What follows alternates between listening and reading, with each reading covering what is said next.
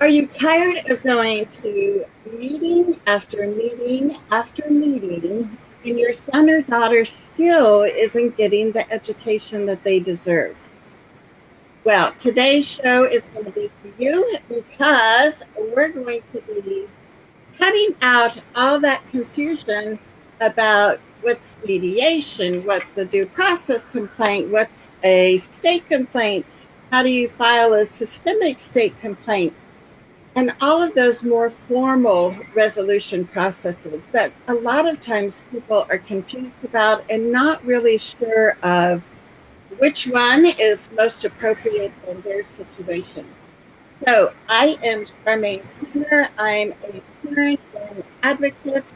I'm also the host of our weekly show, The Art of Advocacy. And today we are so lucky because we have the founder and the director of the Advocacy Institute, Candace, and I got to make sure I say your name right. Say it for me. Candace, how do you say? Cortiella. Cortiella. Thank you. Thank you. I always mispronounce it, so I didn't want to do that today. So welcome, and I would love for you to be able to maybe share some other background with us in how you got started in this advocacy journey and what were some of the reasons that you founded the Advocacy Institute. Okay. Well, thank you so much for having me. A little background. Yeah, I've been working in the field of disability rights for about 25 plus years. I spent about a little over 15 years in the retail world. And then when my daughter was identified and found eligible for special education, I decided to figure out what this was all about. And as so often happens, that one thing led to another. I was trained by my Parent Training Information Center on IDA, and then the next thing I knew, I was training for the Parent Center. And then I went to work for the National Center for Learning Disabilities. I am located in Metropolitan Washington, so I went to work for NCLD as a public policy associate and worked on the Hill, worked on the 1997 reauthorization of IDEA. I then went to our local public television station, WTA, and started the website LD Online, which has been around for over 20 years. It went online in 1996, and I think it's still there. And when I left there in 2000, I founded the Advocacy Institute with the notion of providing information and resources to parents and advocates. One of our early projects was what we called the Advocate Academy, which were a series of webinars that focused on specific issues. And those are all still relevant because nothing has changed with regard to IDEA statute of regulations in the years that we did those, and they are all, while they were fee-based at the time, they are all now available free of charge. So there's more than 50 webinars on our website that can be listened to, download materials, and all of that.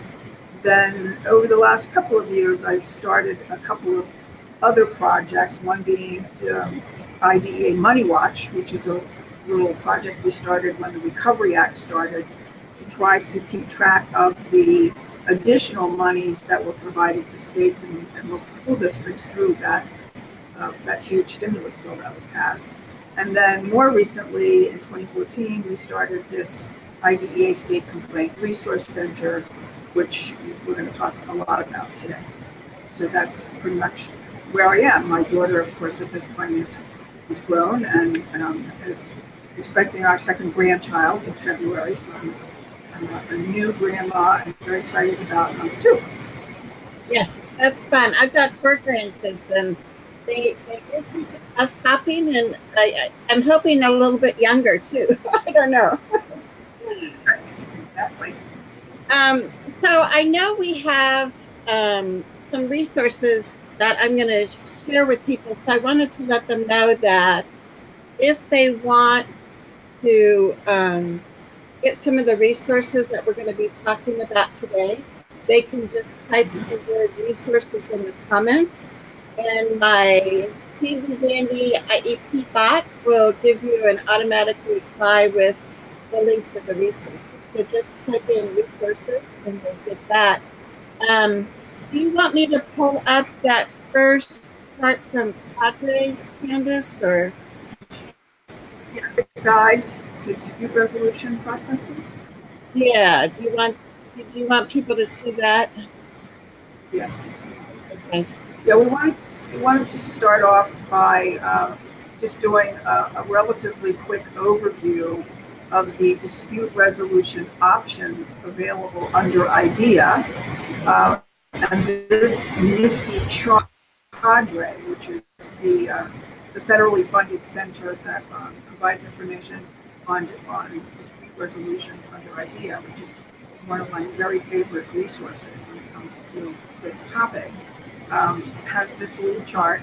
And all of these things are also linked to inside of our IDEA State Complete Resource Center. So there's lots of different ways to go about finding them. So this gives you a thumbnail of the different options available. And they've also included on this chart IEP facilitation, which is not required under IDEA, but is something that's been growing in popularity across the states. So they've added that to give you some information on that. What I wanted to highlight quickly were a couple of key differences between written state complaints, IDA written state complaints, and due process complaints. And due process is, for whatever reason, I'm not sure what, it is the dispute resolution of choice, which sometimes difficult to understand given the enormous burden that taking on a due process carries with it. But some of the key differences between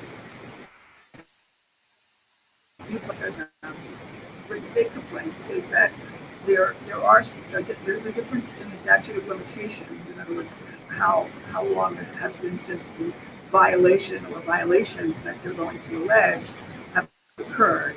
The due process statute of limitations is 2 years, whereas the written state complaint process is 1 year, unless, of course, your state exercises their option to extend that timeline. But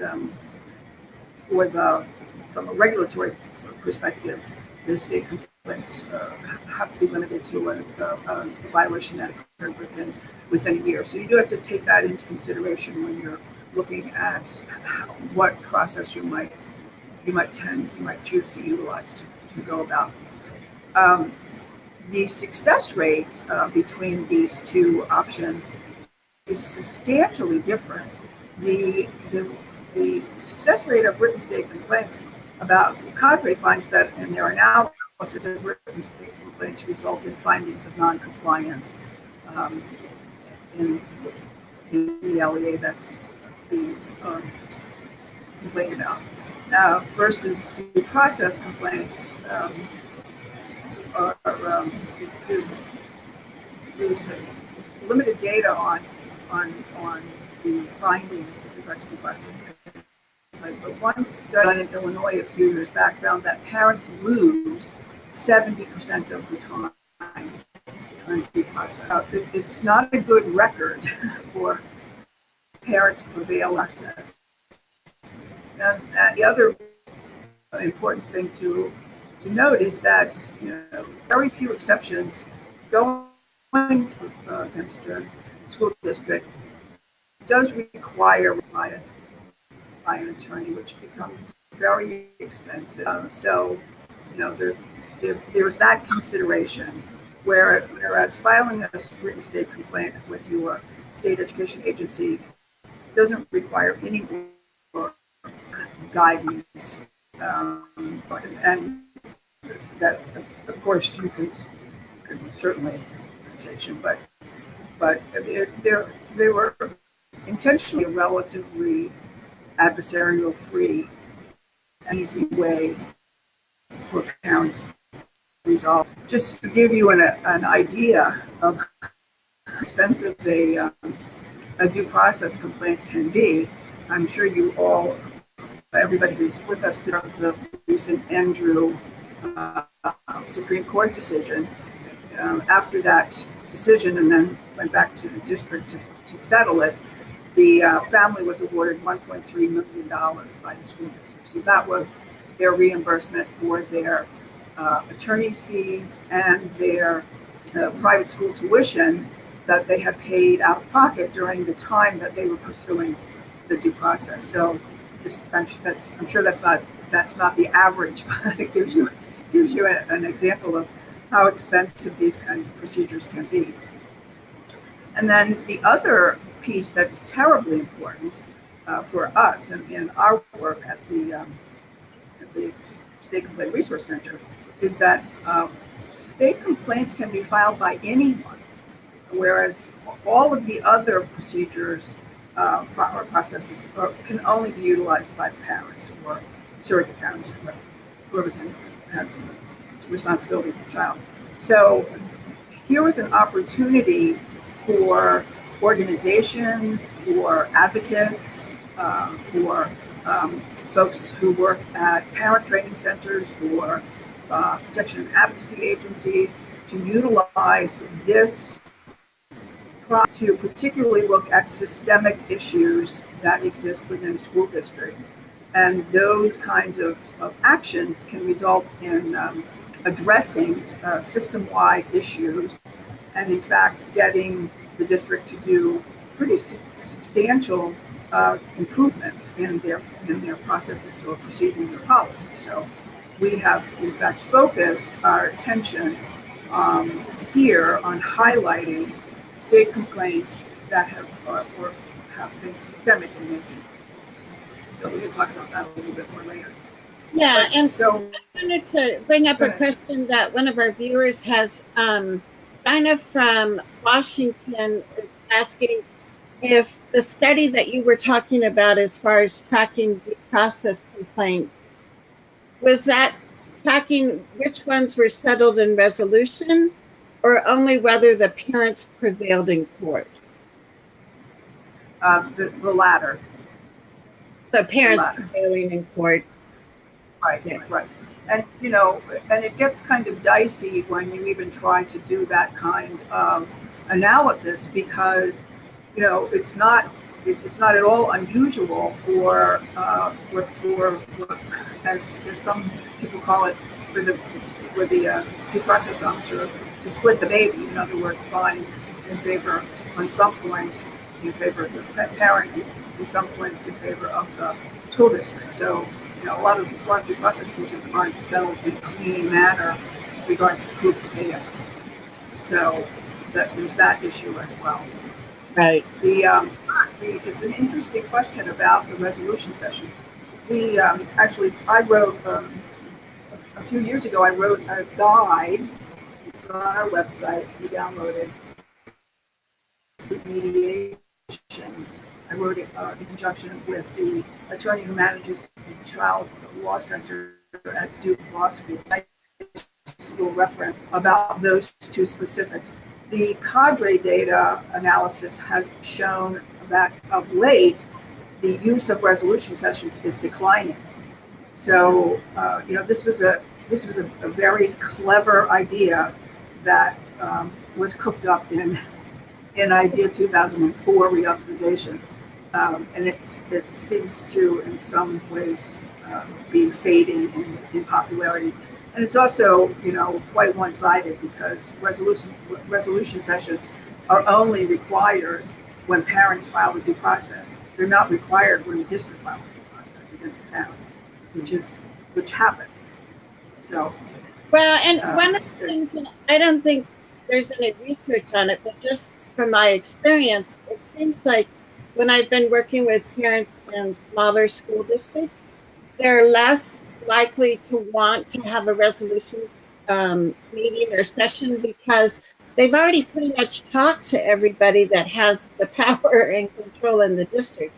Versus when I've Right. worked with parents in larger districts, they might not have worked all their way up to the director of special ed. So sometimes what I've found, and like I said, there's no statistics, but is that parents in larger districts sometimes find it can be helpful to file for resolution because they finally get to talk to the top person there, in the district. But I don't know.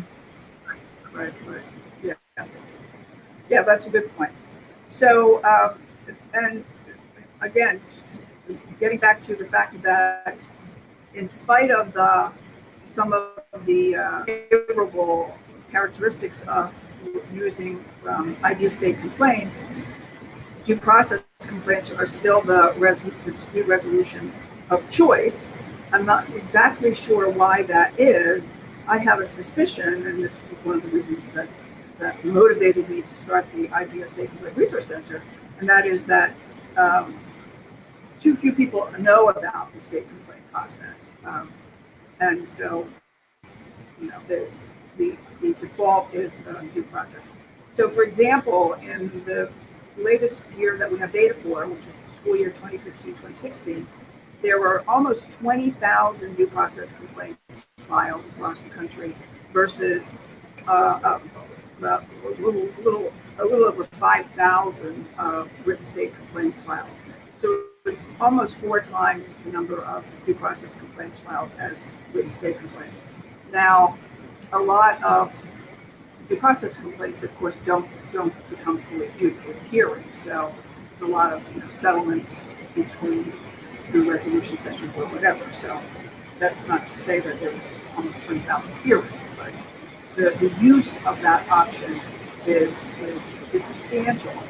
But as this chart shows, and there's a link where you can download this as well, that the use of all these options is very uneven across the states. So this nifty little chart, which I'm sure it's hard for you to see, but shows, and the colors, each one of the colors represent a different option. So blue is the state complaints, green is mediation, and red is due process. So you can see that, and these data are calculated by counting how many complaints were filed per 10,000 special education students. Cadre does the data that way because that's the way it can be compared across states. Okay, so this is not sheer numbers of filings, but filings per 10,000 students. Okay, so you can see that there's vast difference in the numbers per 10,000 students, and in fact, one thing that has been curious to me since I've been looking at these data is the substantially higher use of all the resolution options that occur in the northeastern states, Connecticut, Massachusetts, New York, always very, very high. Of course, the District of Columbia is an aberration when it comes to the use of due process hearings.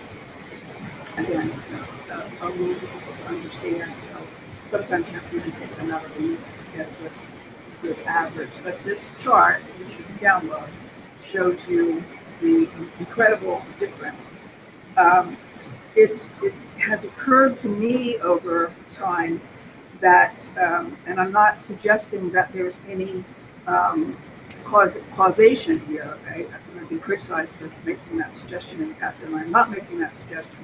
But I would point out that in the states that where there is heavy use of dispute resolution options, including due process and state complaints, but in particular state complaints, okay, these same states have generally much better outcomes for students with disabilities than states that have very little use of these options. So and I won't name states. You can see from the data what states those are. You can also, at the Cadre site, and there's a link on our website to where you can go and download your the all of the dispute resolution data for your state, and that gets into tremendous detail.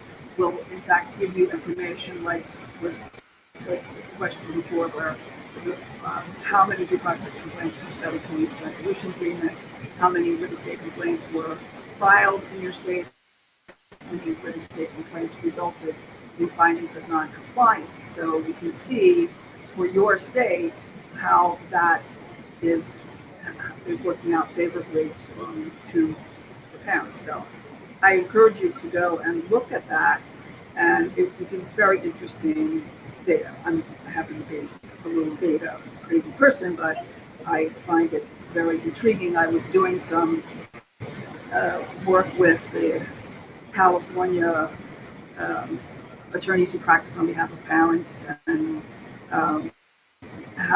was looking at their data, and real California writes 37% of the nation's due process complaints, and they certainly don't educate 37% of the nation's kids with disabilities. So they're very much into due process complaints that do not get fully adjudicated in California. So they bubble up the data tremendously. So again, I wanted to talk a little bit about why we started the IDA State Complaint Resource Center back in 2014, and it was primarily to provide information in the hopes of encouraging judicious use of the complaint process, and to highlight how it can be used to address systemic issues, because we feel that it is an underutilized tool for improving compliance and quality of special education programs. I was just talking with someone before we went on with you about this report that just came out today, an audit that the Kentucky Department of Education did in a school district in their state, which is 88 pages long and had uncovered tremendous violations of IDEA. And they start out their report by saying that one of the things that prompted them to undertake that audit was complaints that they received about the district's use or misuse of response to intervention. So, you can really have an impact in a variety of different ways by using the state complaint system. That will never happen by using the due process system or mediation or any other one of the options. So that's why we've put a lot of time and energy into building this resource for you. So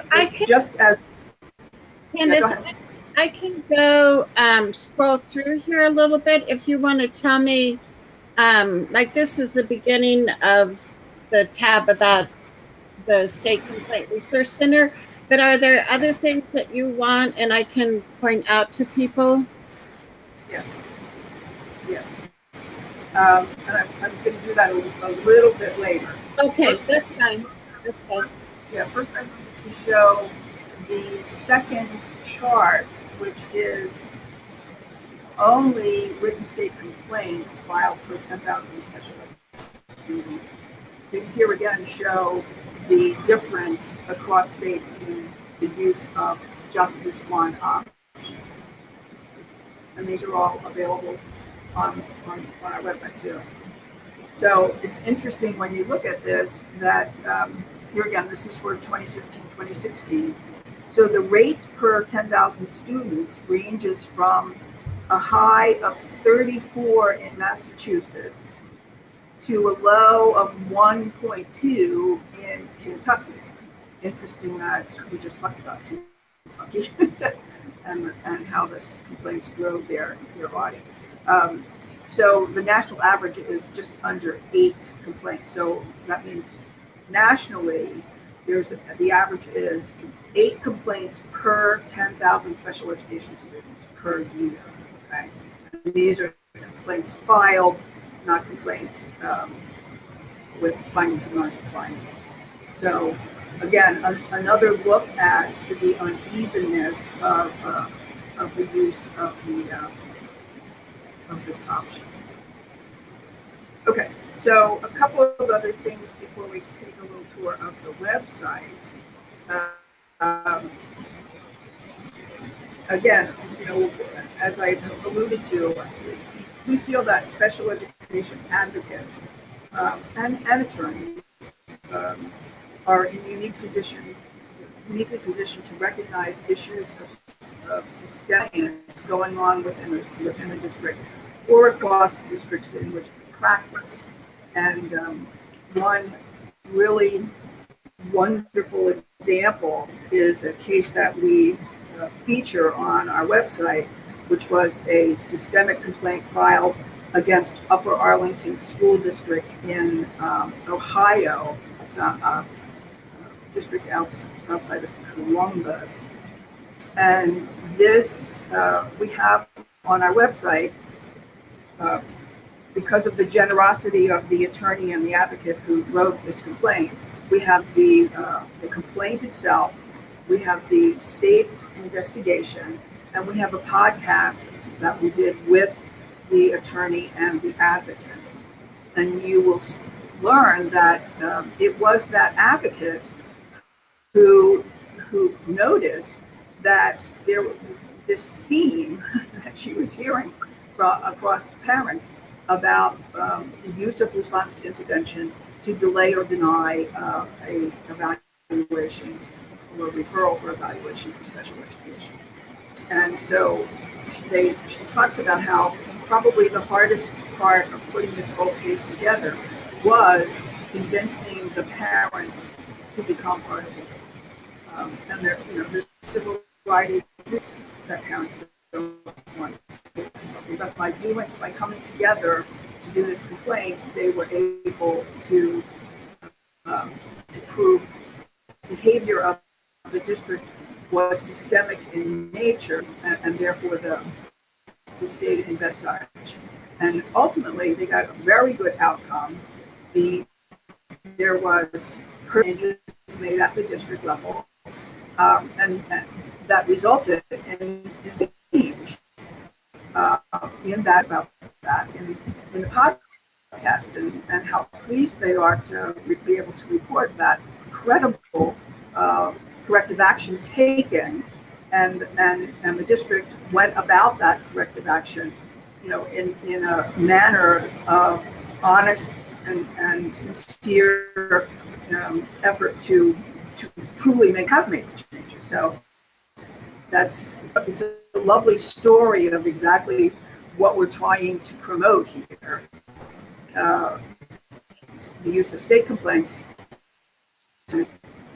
Right. And we have a couple of, yeah.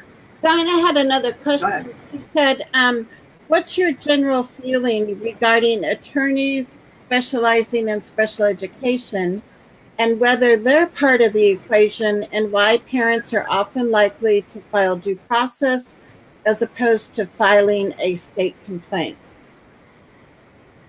Right. Well, I think the answer is rather obvious. No.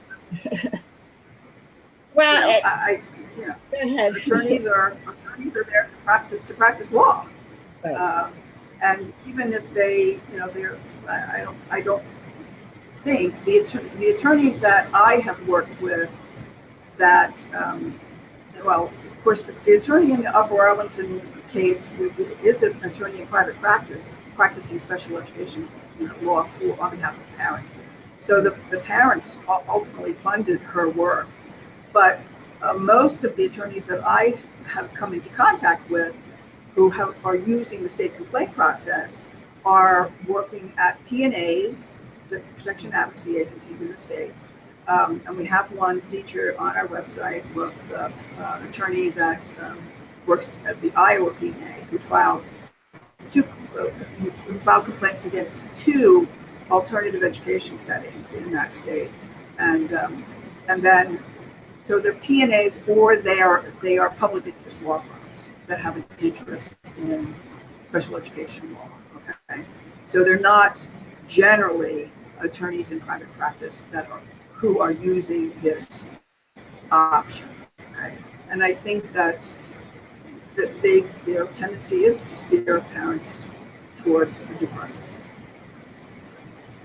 I'll leave it at that. Yeah, and I think as an advocate, I kind of do the opposite because I know it is terribly expensive, and unfortunately, how the IDEA, procedural safeguards are and the resolution processes, parents do have to have money in order to, exercise their rights. So I really try to encourage parents to use other processes, such as mediation or a state complaint.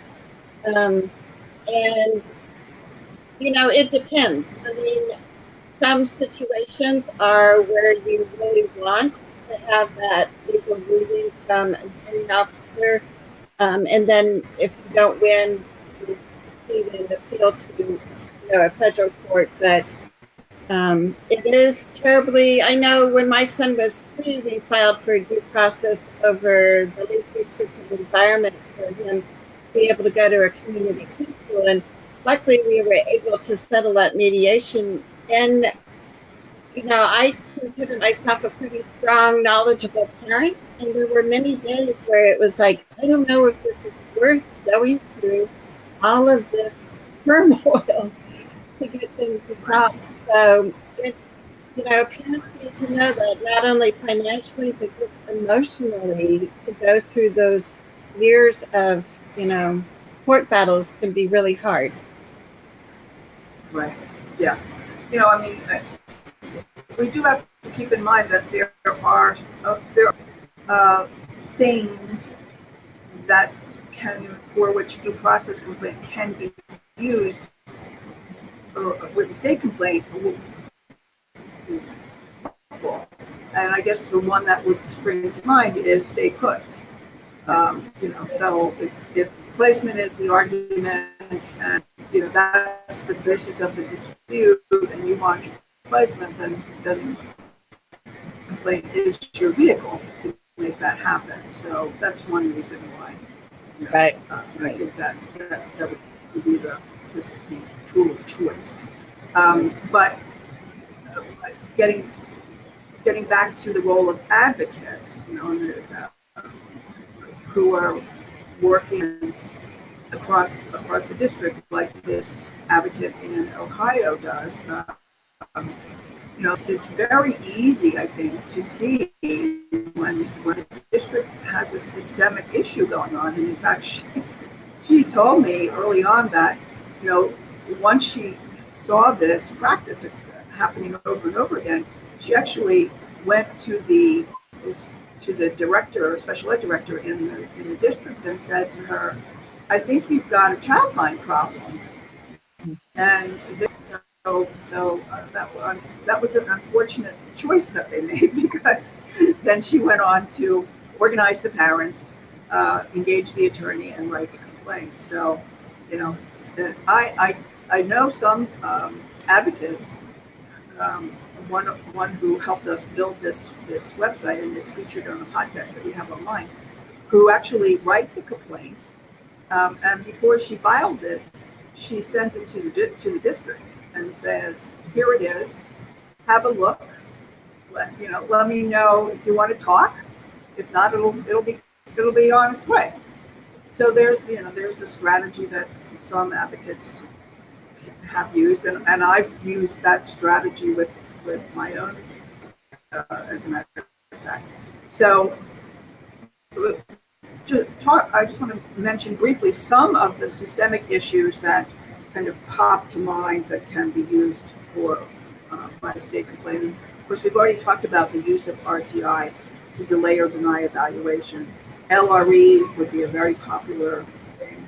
I have seen several, we've interviewed and profiled several complaints against these alternate schools that districts set up to send kids to.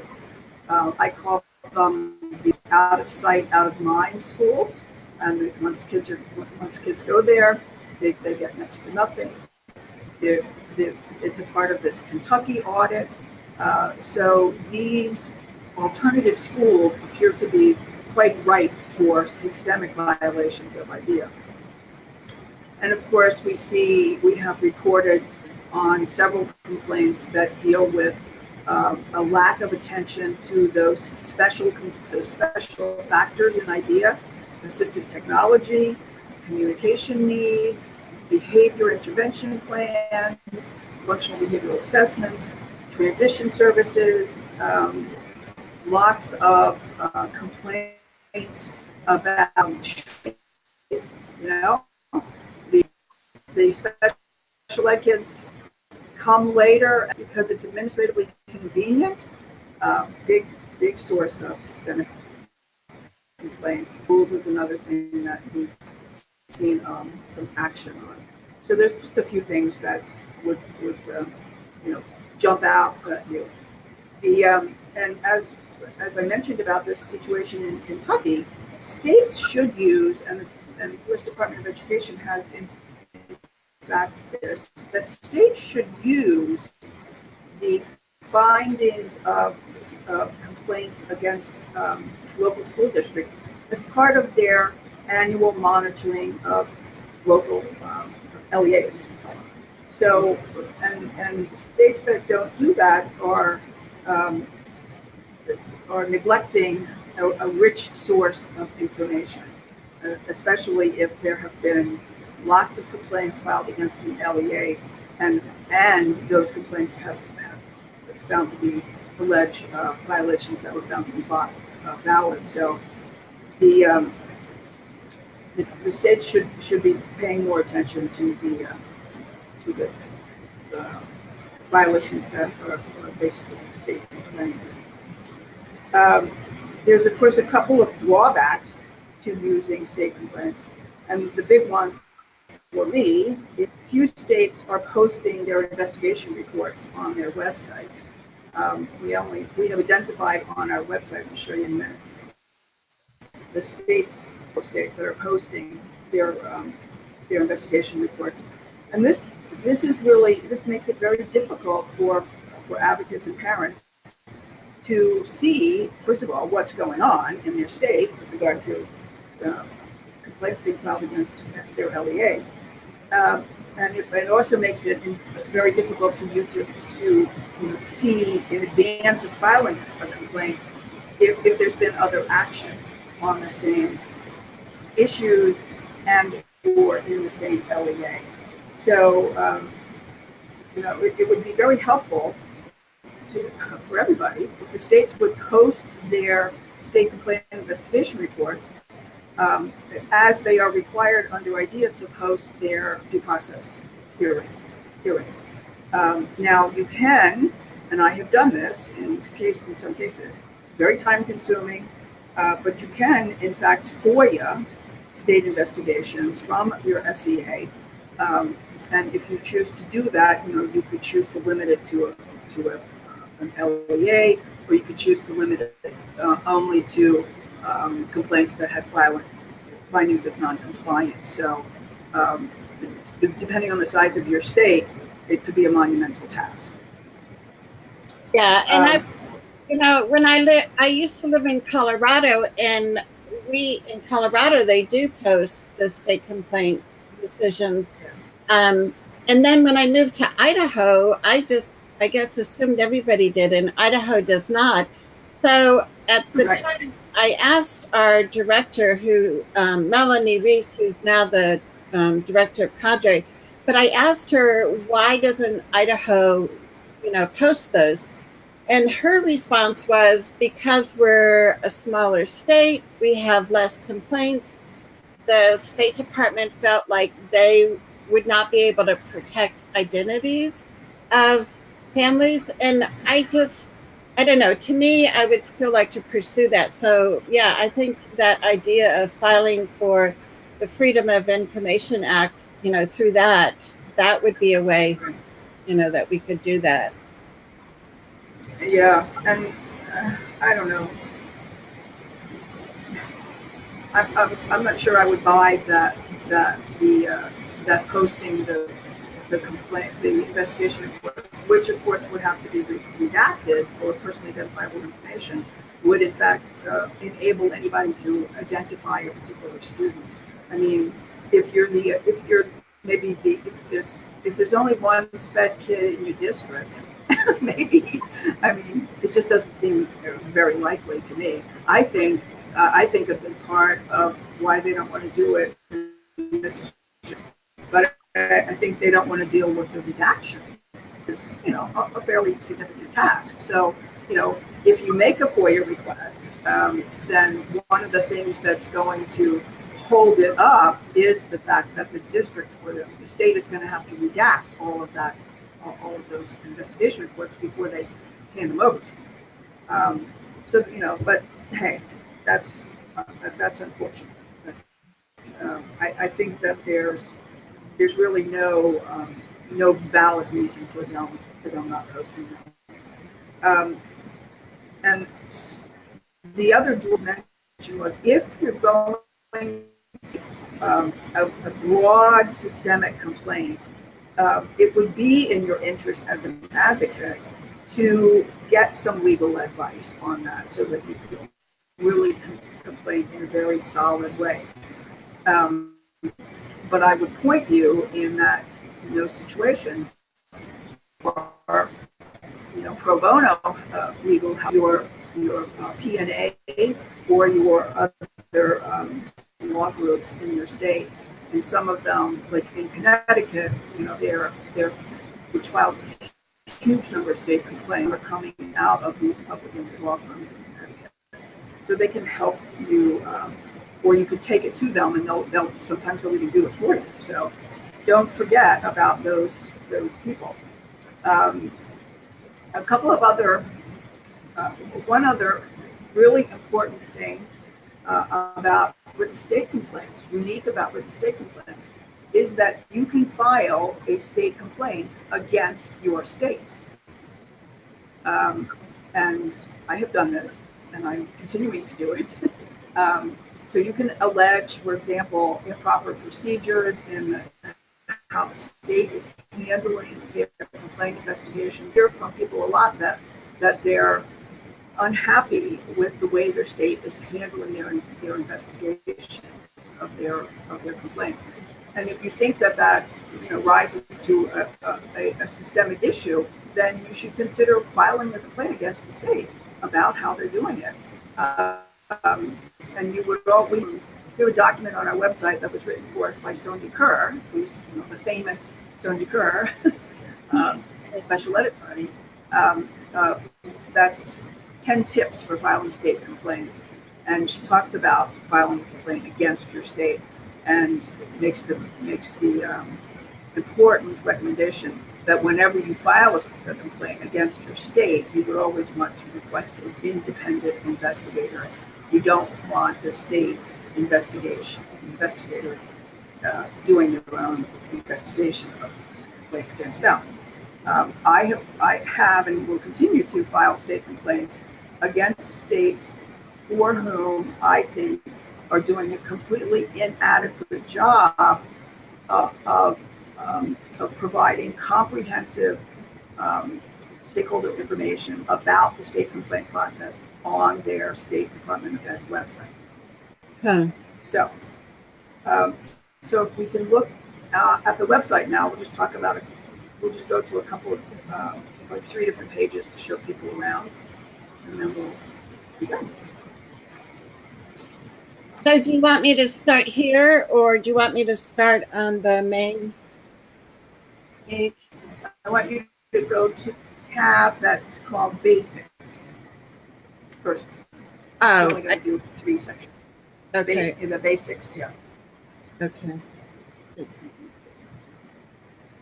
we go. Okay, right, right.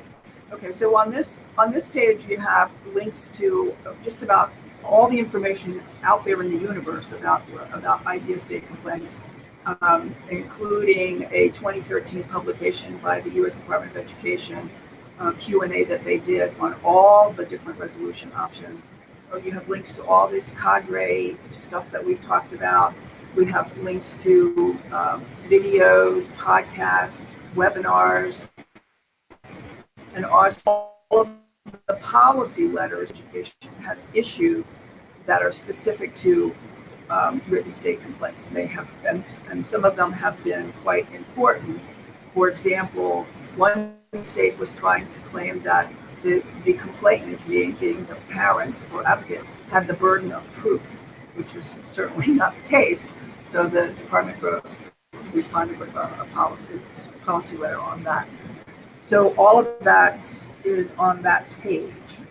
The next one I'd like to go to, Charmaine, is the page that has the links, state complaint links, right? So what we've done here is every State Department of Education website and tried to locate on their website where the information about filing state complaints is located, and then provided a link directly to that place on the State Department website. Now, what you will see on this page is something that I just did a few weeks ago, and that is that in refreshing all of this information, I also a decision to call out states that are doing a really inadequate job of providing information about state complaints on their websites. So the states with asterisks are the states that are not providing adequate information. And if you live in one of those states, maybe I'll hear from you, and we'll try to take some action to improve those situations. And there are certainly states that are doing exemplary jobs that we can point to. I think Virginia does a great job. New York does a great job. So this is not an undoable task. On the contrary, it's relatively easy to do. But it's a requirement of the federal regulations with regard to state complaints that states do a comprehensive job of sharing out this information.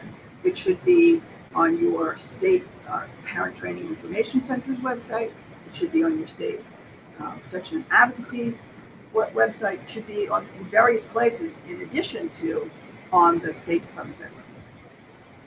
And then the last thing I just wanted to look at is the samples, the sample complaints, right?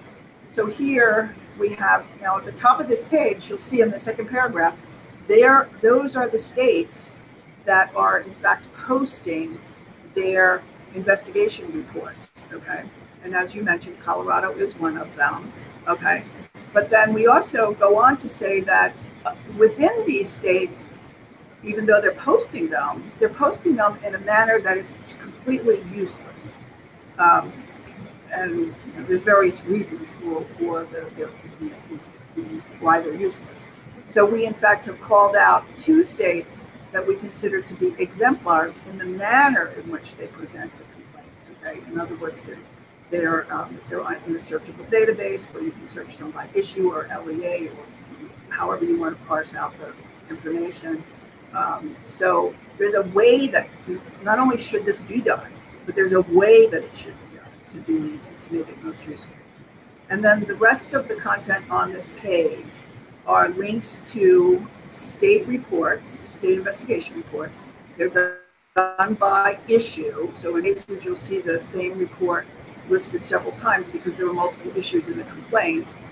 And generally, you will see the SEA report, which is the investigation report. But in some cases, we've actually been able to get the complaint itself. So in those cases, we have posted the complaint as well. So there's an example where you have the complaint and you have the report. So, and these are only complaints these are only reports that had findings of non-compliance. And we're not interested in posting reports that have no findings. So if it's on here, the LEA was found to be out of compliance on the issues complained about. So it's helpful to see the complaint and the way the complaint was structured in order to get a good outcome.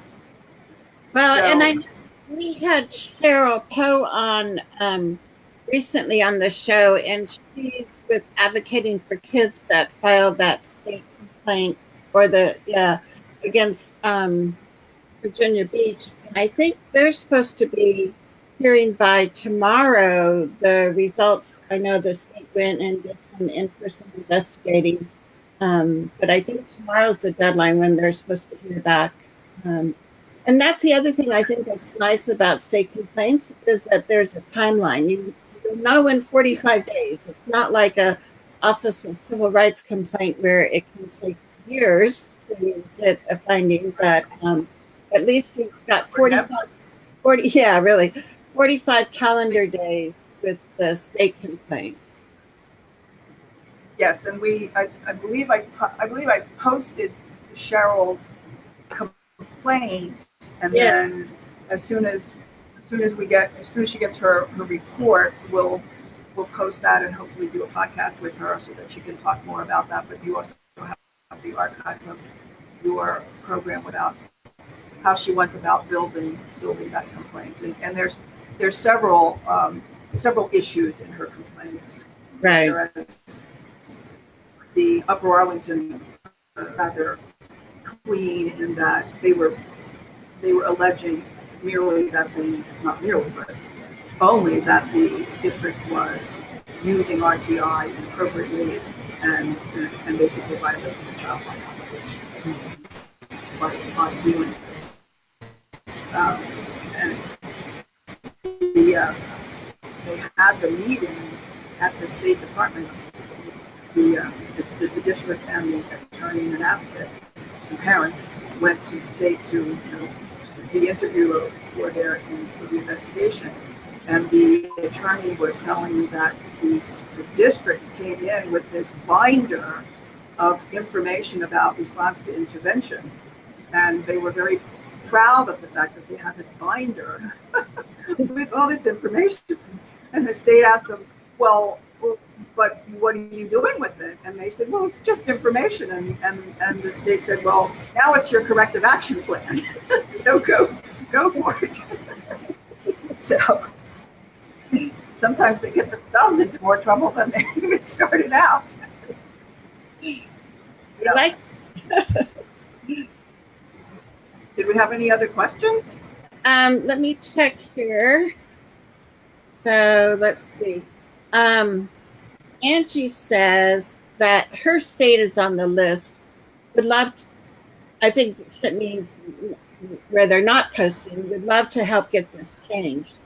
So, okay. And I think, that could be, to me, a tangible step that a group of parents or, like you said, the Parent Training Information Center. I mean, what would be some advice that you would give our viewers about how you go about getting your state to start posting those? Right.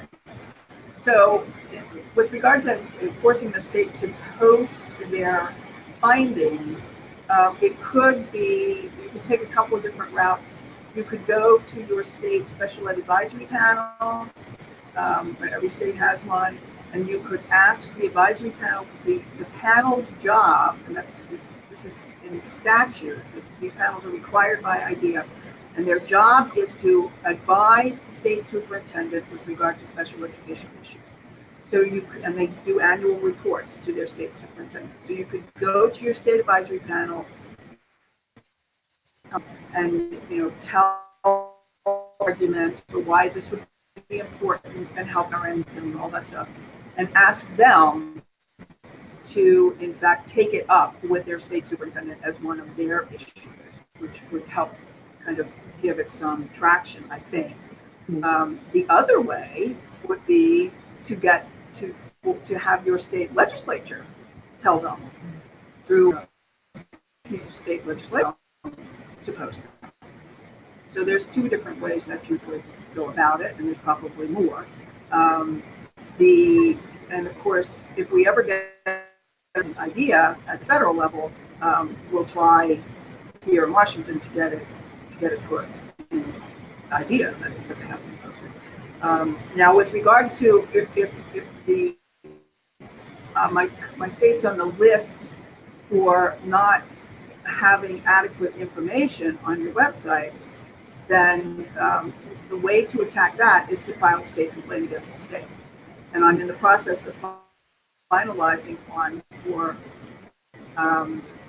which could probably be used as kind of a template for filing those types of complaints. So if anybody is interested in that route, just to get their information improved, they should contact me, and we can figure out how we can collaborate on that, because it would be better to get for those complaints to come from somebody within the state than to come from me. Yeah, I think the template like that would be so helpful, Candace. So I'll stay in touch with you, because that would be awesome. I certainly would want to do that in Idaho.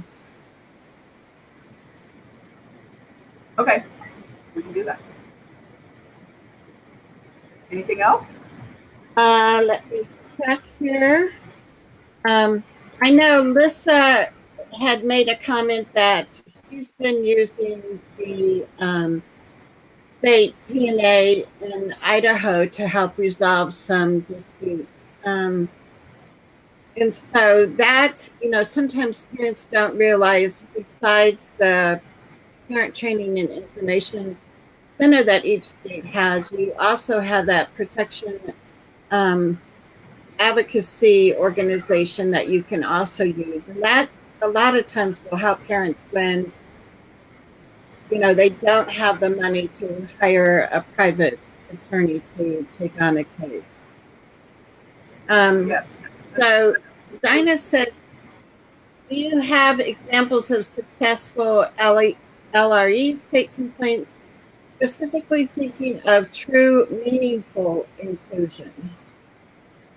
Yes, well, there are complaints about LRE on the website. So, or their findings of state investigation. So you can look there for those. And there actually was just a circuit decision about LRE that Right. COPA wrote on this brief on. So there's some traction there.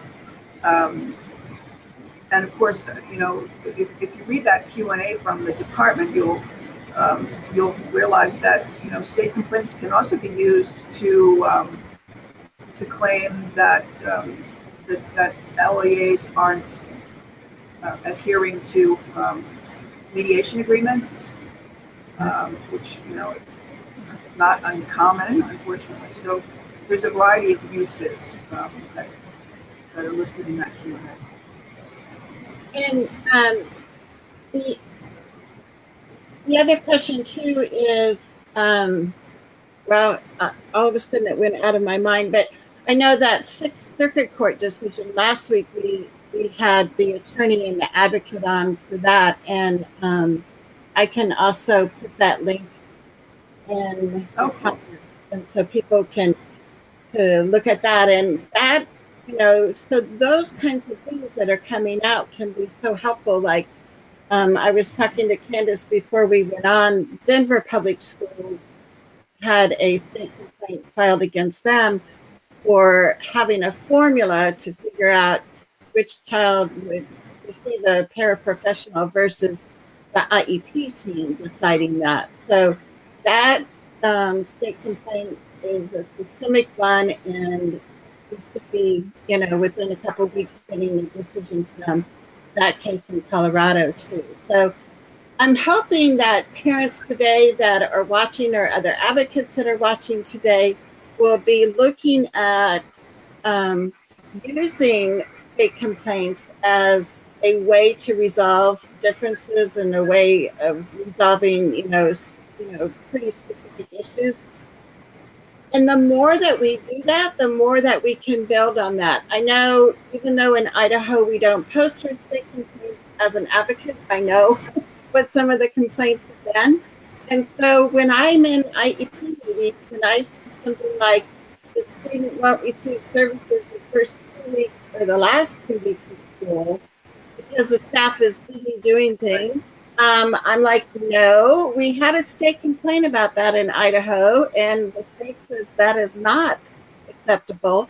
So you do need that information, and it can be really helpful. And the other thing that I really liked on your website too, and besides state complaints, like Candace was saying, the Advocacy Institute has a wealth of information about other things, but I think it's in the basics tab where you referred to that article from Sonia Kerr as far as, yeah, so this article here, tips about using the state complaint process, that's a really good one. And one of the tips that she gives is to make sure that you, if your state does post complaints, that you go and look at what some of the results have been. Like, I was helping a parent in Colorado, and one of the things that we wanted to ask for resolution was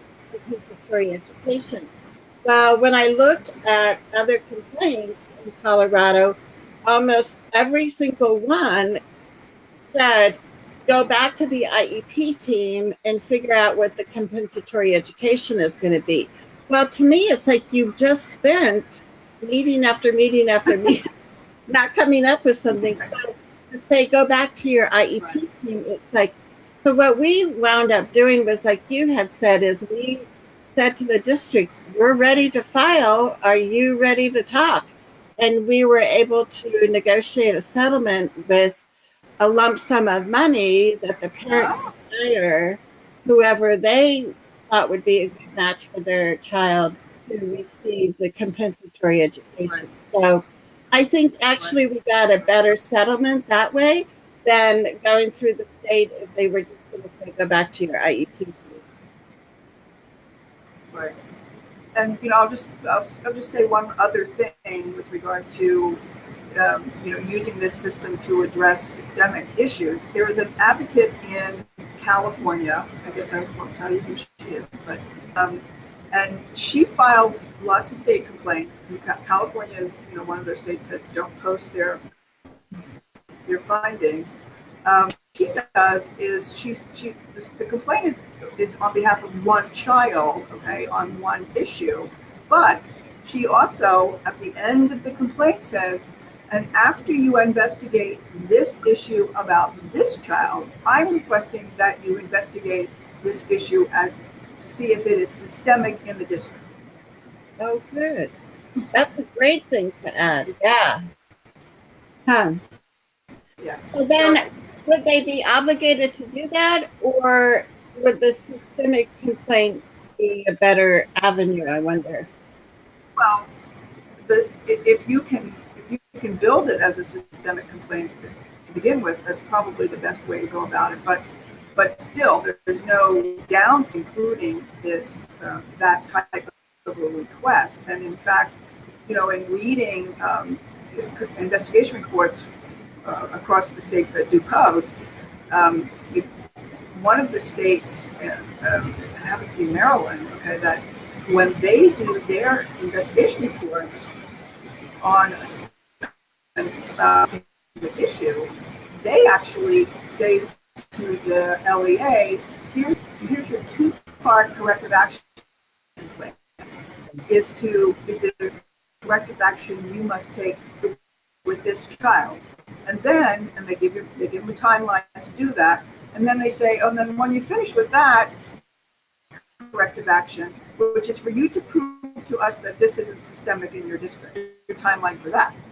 So the state actually takes it on as a facility of it being a systemic file as such. So, there's an evenness to the way the states go about in their investigation, and I consider that practice as rather exemplary. And to the point you made early on about Colorado, I also consider the Colorado investigations to be exemplary in many ways. So, and then there's others that we could say aren't so hot. Right. And that's what's so great about your website, because people could go in there, and it was Indiana, and remember the second state that you said had an exemplary process of posting, was it Wyoming? I don't remember. But so if people are looking at, creating this in their state, to go look at those other states that are doing it well, because Right. we want to reach for that, not just something that's not going to really be very helpful. So Right. I mean, some states they post them, but they post them by case number. Well, that's no help. I mean, right. Unless you know more, that's absolutely no help. Yes. So, yeah. Yes. So that's why we did call out, Yeah. Thank you. So the other website that we mentioned a little bit, and I just wanted to bring it up again, was the Cadre website. And like you mentioned, this is federally funded. They're based in Eugene, Oregon. But again, they have quite a few resources that are available in different videos and such. So I also encourage people to check out Cadre's website. But we are at the top of our hour here.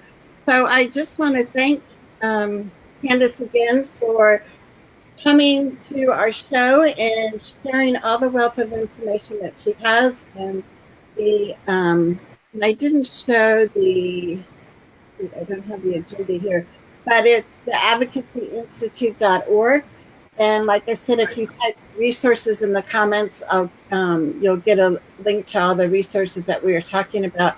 But Candace, thank you so much. And I will stay in touch with you, because I would love to see, an easy way that people in other states can use a template that you can develop, and requesting that those states start posting decisions on their website. So I think that in itself would be like a huge gain for all of us. Absolutely. It was great. Great fun. Pardon? It was great fun. Thank you for having me. Yes. I love it.